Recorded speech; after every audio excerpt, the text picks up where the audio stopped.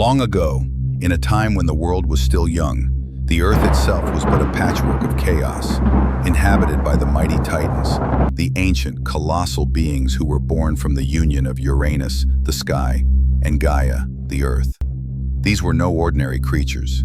They were the primal forces of the world, ruling over land, sea, and sky with their great power and fearsome strength. At the heart of the world stood Kronos, the leader of the Titans, a being of such ferocity and might that he had overthrown his own father Uranus and claimed the throne of the heavens. His reign, however, was marred by one terrible fear: the prophecy that one of his own children would rise against him and dethrone him, just as he had done to his father. To prevent this fate, Kronos did what any desperate father would. He swallowed each of his children at birth. First came Hestia, then Hera, Demeter, Poseidon, and finally, Zeus, the last child, the one that would eventually lead the charge against him. But Kronos had underestimated his wife Rhea, who, despite the sorrow of seeing her children swallowed whole, could not bear to lose her lastborn. When Zeus was born, Rhea tricked her husband, giving him a stone wrapped in swaddling cloths instead of the child. Kronos, thinking he had devoured the newborn, continued to reign, unaware that Zeus was hidden in a cave on the island of Crete, nurtured by the nymphs and fed by the sacred goat Amalthea. As Zeus grew into a young god, he learned of his fate and the treachery of his father.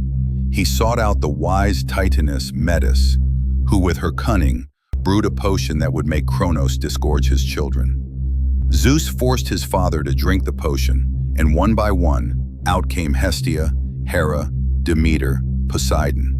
United now with his siblings, Zeus made a bold decision. It was time to challenge the Titans and take control of the heavens. He called upon his brothers and sisters, each god bringing their own strength to the fight.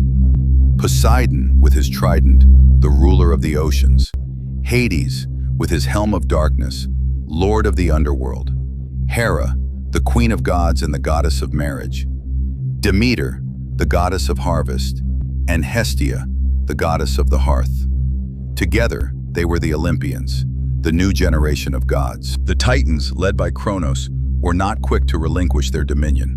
They gathered their forces, storming the heavens to defend their rule, bringing with them powerful allies, such as the fearsome monster, the hundred-handed ones, and the Cyclops, giant one-eyed beings known for their terrifying strength and skill in forging weapons.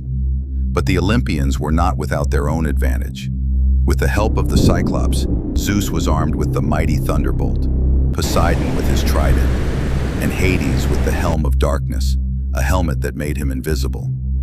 The battle between the two factions was nothing short of cataclysmic, with thunder and lightning lighting up the sky and the earth itself shaking under the weight of the gods' fury.